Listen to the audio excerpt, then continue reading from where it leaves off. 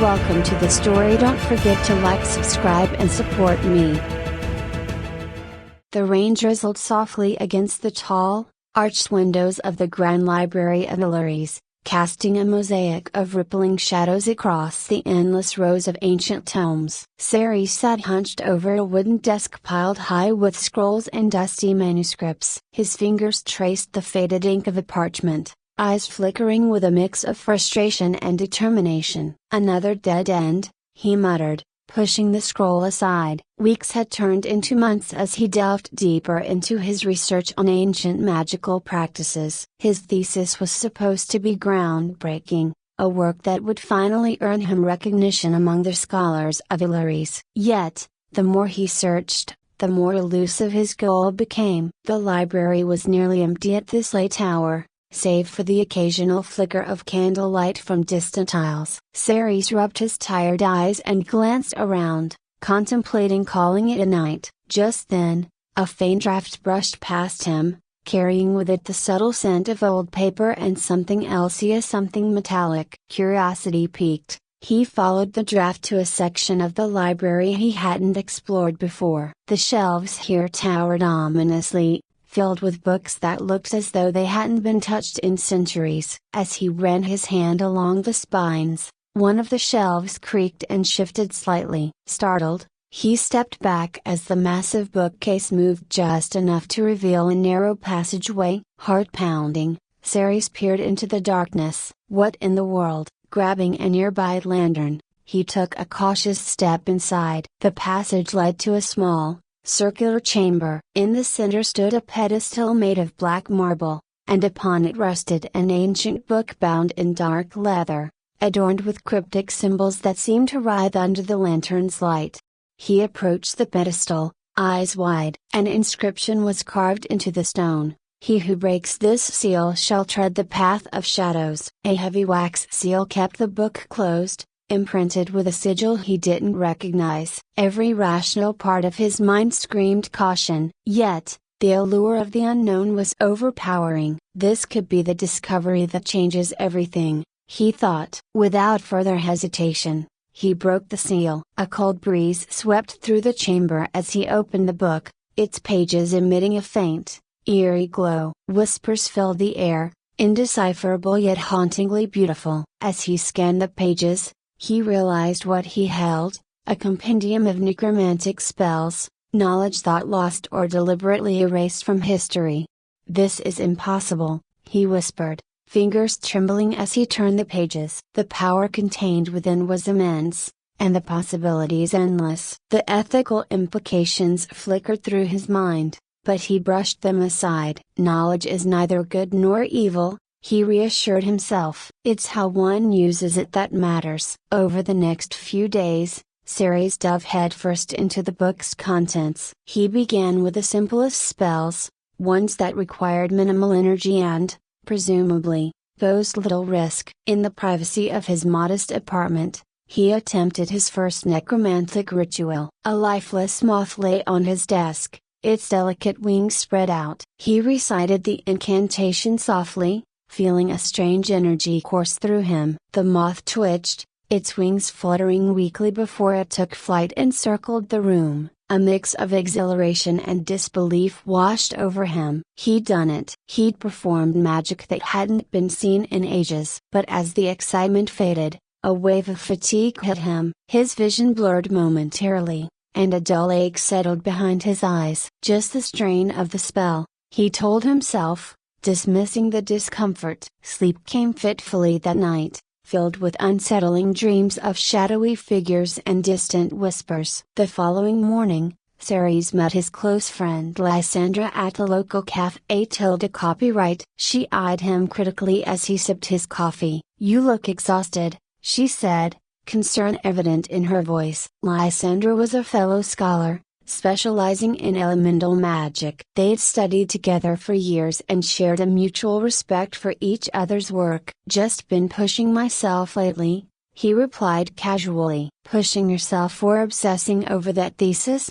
She teased lightly, but her eyes searched his face for deeper truths. He offered a half smile. "Maybe a bit of both." "Well, Don't forget to live a little. The world's not confined to dusty books, you know. If only the dusty books weren't so fascinating, he countered. They chatted a while longer, but Ceres was distant, his mind already drifting back to the book of the undead waiting for him at home. Days turned into weeks as he continued his experiments. He progressed to reanimating small animals, a mouse here, a bird there. Each success filled him with a sense of accomplishment, but the physical toll grew with each spell. The fatigue deepened, and the strange dreams intensified. One evening, as he prepared to attempt a more complex ritual, a knock sounded at his door. Startled, he hastily covered the ritual markings on his desk before opening the door to find Lysandra standing there. "I was in the neighborhood and thought I'd stop by,"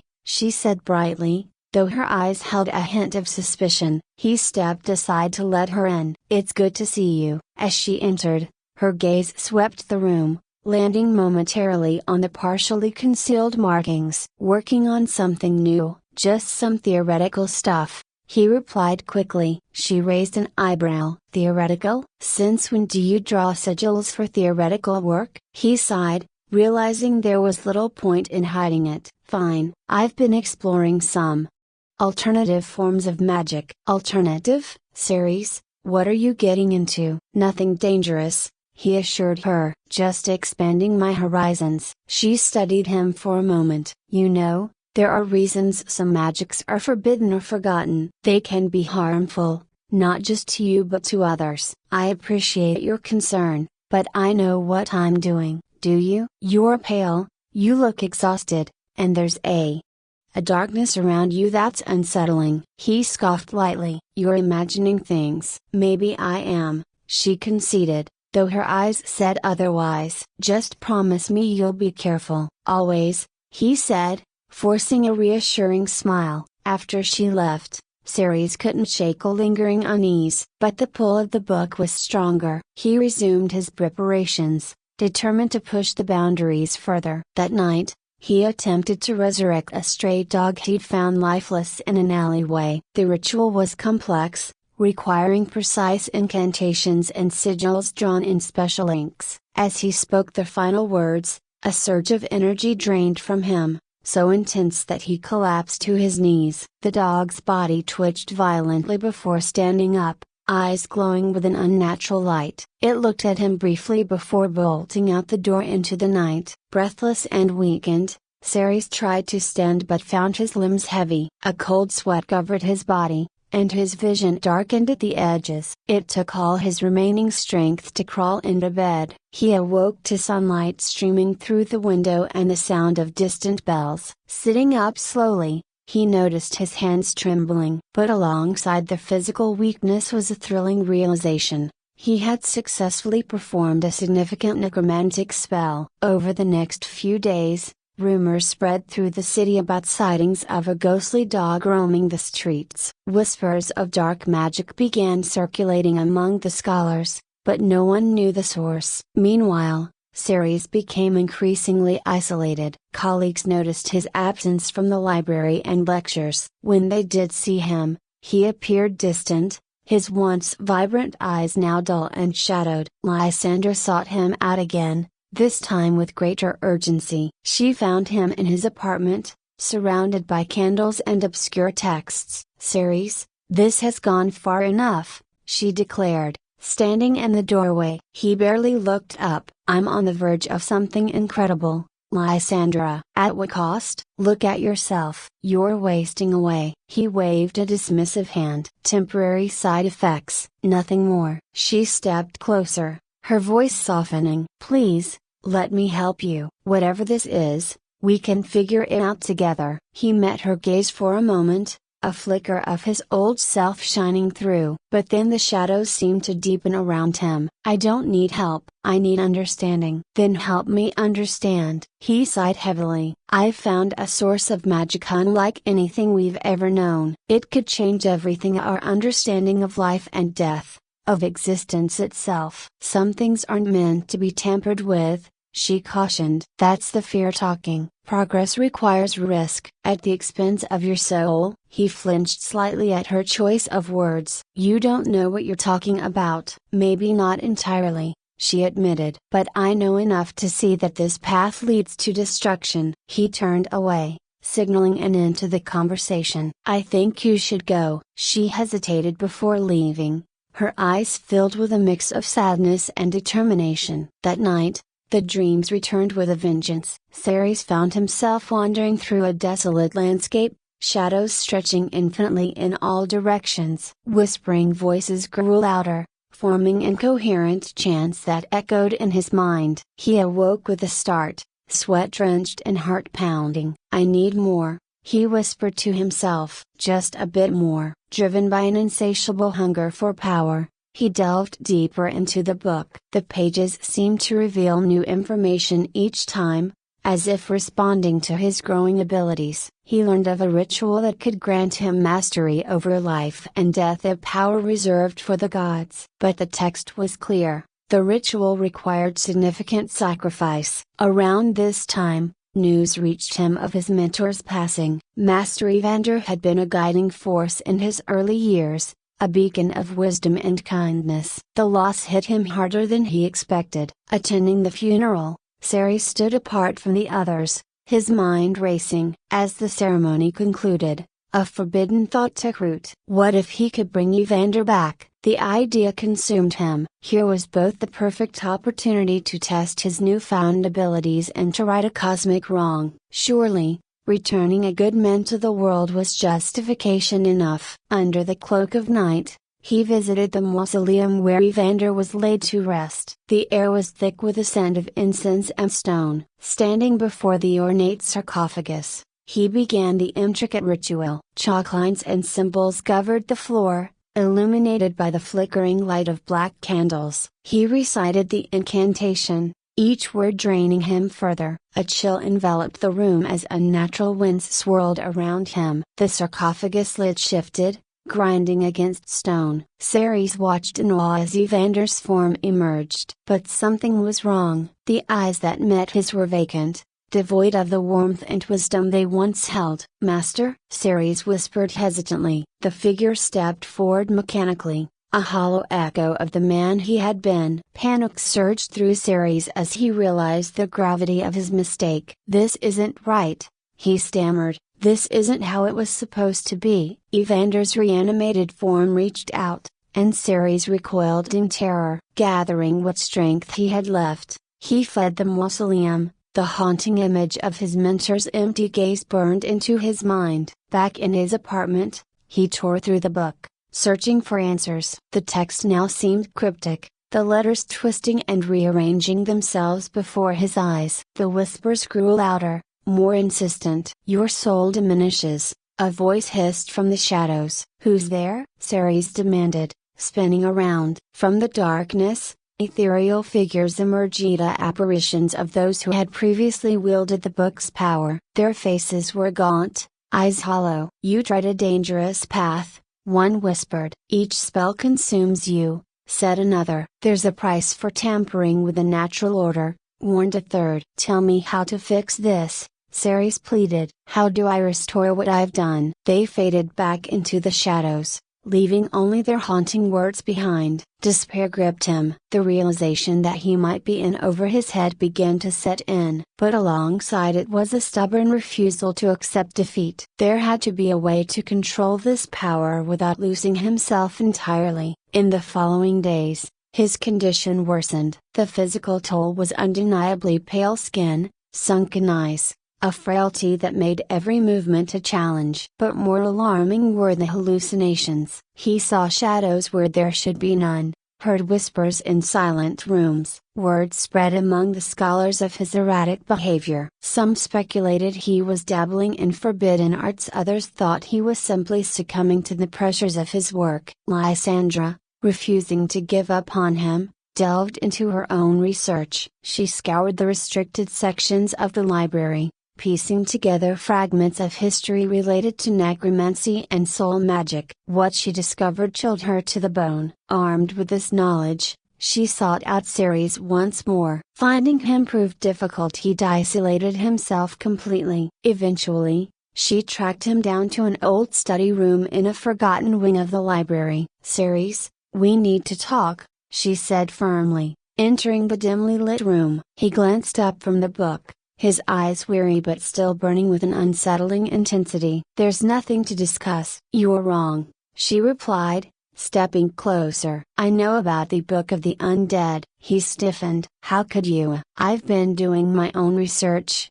she interrupted. "That book is cursed. Every time you use it, it consumes a part of your soul." He looked away, a flicker of guilt crossing his features. "It's a small price for what can be achieved." "Is it? Look at what happened with Evander." At the mention of his mentor's name, he winced. "I made a mistake." "And how many more are you willing to make? This path leads only to destruction for you and possibly for others." He slammed the book shut. "You don't understand the potential here. We could unlock secrets of the universe, conquer death itself." "Some doors are closed for a reason," she said softly. "Please, let me help you before it's too late." Anger flared in his eyes. "I don't need your pity or your help. If you're not with me, then stay out of my way." She stood her ground, her voice steady. "I can't do that." They stared at each other for a long moment, the air thick with unspoken tensions. Finally,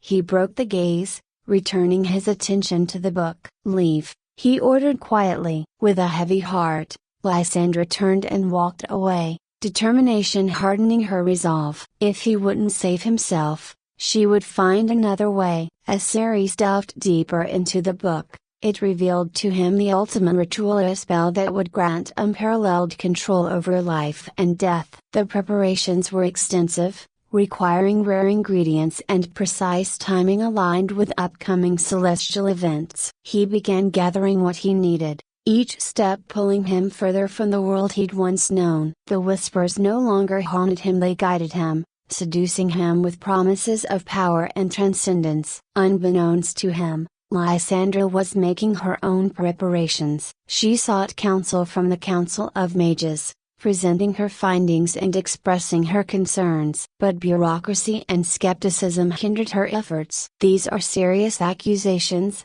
one of the council members stated. "Do you have any proof?" "Not concrete, but the signs are there," she insisted. "By the time we have proof, it may be too late." "We cannot act on conjecture," another replied. "Without evidence, our hands are tied." Frustrated but undeterred, Lysandra realized she might have to confront Ceres alone. Meanwhile, the night of the celestial event approached. Ceres made his way to an ancient stone circle on the outskirts of the city, a place where magical energies were said to converge. The sky above was clear, stars shimmering with an otherworldly brilliance. He began the ritual, chanting the incantations with a fervor that bordered on madness. As he spoke, the winds picked up, swirling around him. The ground trembled, and the air crackled with energy. At that moment, Lysandra arrived, having followed him in desperation. "Ceres, stop this!" He glanced at her,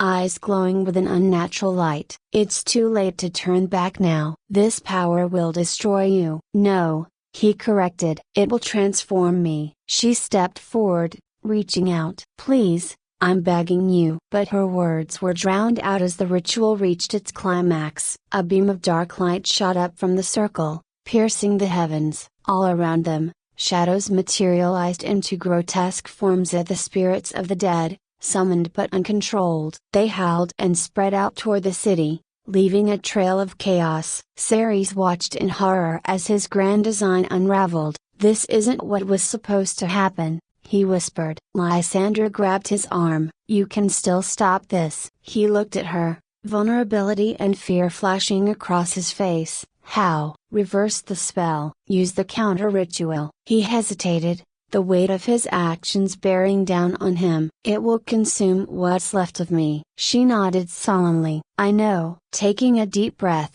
he began the counter ritual, Lysandra joining him to bolster the spell. The process was agonizing. He felt his remaining life force draining away, each word a knife cutting deeper. As they finished, the shadows recoiled, shrieking before dissipating into the night. The winds calmed, and the eerie glow faded. Ceres collapsed to the ground, his body frail and translucent. "Thank you," he murmured weakly. Tears welled in Lysandra's eyes. "You did the right thing." He gave a faint smile. "Perhaps.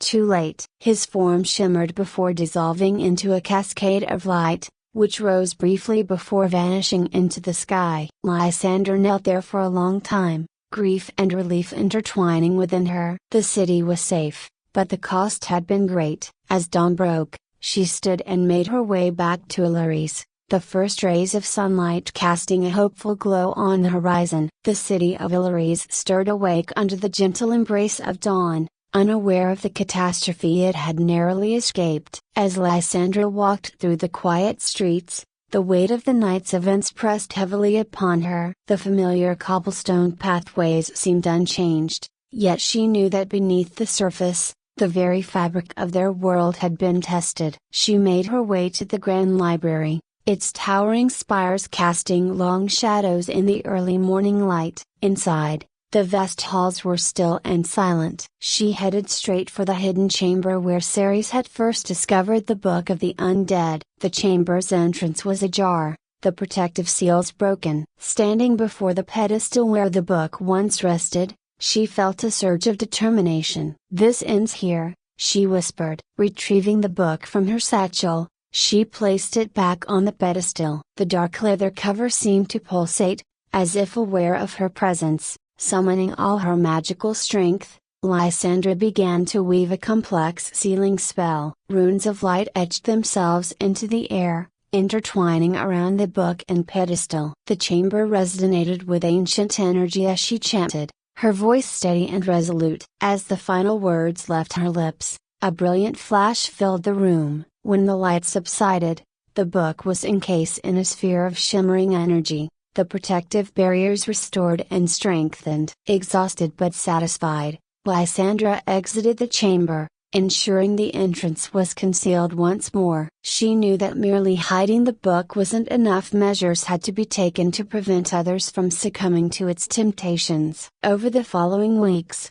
Allure began to heal. The strange occurrences that had unsettled the populace ceased, leaving behind only whispers and rumors. Many attributed the eerie events to the alignment of celestial bodies or dismissed them as mass hallucinations. Lysandra, however, couldn't forget the truth. She approached the Council of Mages, this time armed with undeniable evidence and a first-hand account. Standing before the esteemed assembly, she recounted the harrowing tale of Ceres's descent and the near catastrophe that had ensued. The council members listened in stunned silence. When she finished, the room erupted into a flurry of hushed conversations and concerned glances. "Your actions may have saved us all," the head counselor finally spoke, his voice heavy with gravity. "We owe you a debt of gratitude." "It's not gratitude I seek," Lysandra replied firmly. "We must ensure that such forbidden knowledge is never accessed again. The Book of the Undead must be secured,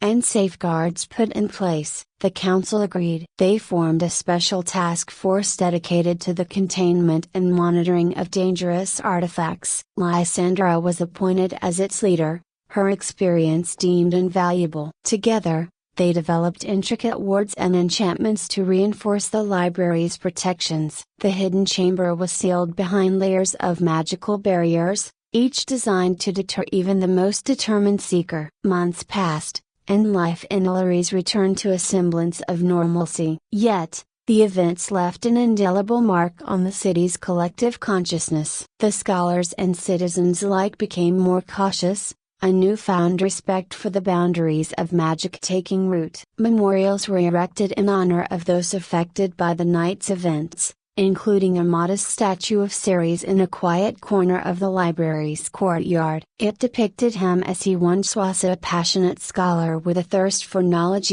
serving both as a tribute and a warning. Visitors often stopped to ponder the statue, and over time, stories about Ceres evolved into legend. Tales were told of a brilliant mind led astray by ambition, a man who danced too close to the shadows and paid the ultimate price. Lysandra dedicated herself to her new role, but the memories lingered. One evening, she found herself standing before Ceres' statue, the setting sun casting a golden hue over the stone features. "I hope you have found peace," she murmured, "and I promise, your mistakes won't be in vain." Reflecting on old friends? A voice asked gently. She turned to see Master Thaddeus, an elder mage and member of the council, approaching her. "Just paying respects," she replied. He nodded thoughtfully. Ceres was a cautionary tale, but also a reminder of the fine line we walk as scholars and practitioners of magic. "Indeed," she agreed. "It's a responsibility we must never take lightly." Thaddeus studied her for a moment. "You've shown great wisdom and strength, Lysandra. The council is considering establishing a new academy focused on ethical magical practices. We believe you would be an excellent candidate to lead it." She was taken aback. "Me? Lead an academy? Your experience uniquely positions you to guide the next generation, to teach them not just the mechanics of magic, but the morals that must accompany its use." She contemplated the offer, seeing in it an opportunity to honor Ceres' memory by preventing others from making the same mistakes. "I would be honored," she replied softly. As the days turned into years, the Academy of Ethical Magic flourished under Lysandra's guidance. Students came from all over the realm to learn not just spells and incantations, but the importance of integrity and restraint. In one of her lectures, Lysandra shared a poignant lesson. Magic is a tool, a force that amplifies who we are. It can be a beacon of hope or a harbinger of despair, depending on the heart of the one who wields it. Remember that true power comes not from domination, but from understanding and responsibility. Her words resonated deeply, and many students found themselves reflecting on their own motivations and desires. Meanwhile, whispers of the Book of the Undead faded into obscurity, known only to a select few who were sworn to secrecy. The council continued to monitor and protect Allure from hidden threats, ever vigilant. One crisp autumn morning, Lysandra received a letter sealed with an unfamiliar crest. Opening it, she found a message from a distant land, requesting her expertise in dealing with a resurgence of forbidden magic artifacts. Realizing that the challenges extended beyond Allure's, she decided to embark on a journey to share her knowledge and experiences more broadly. Before leaving, she appointed a trusted colleague to oversee the academy in her absence. On her last day in the city, she visited all her favorite places at the bustling markets, the serene gardens, and finally, the grand library. Walking through its grand halls, she felt a mixture of nostalgia and fulfillment. Pausing by the hidden chamber one last time, she placed her hand on the wall concealing the entrance. "Guarded and forgotten," she whispered. "As it should be." Leaving the library, she took a moment to gaze upon the city's skyline. The sun bathed the towers and rooftops in a warm glow,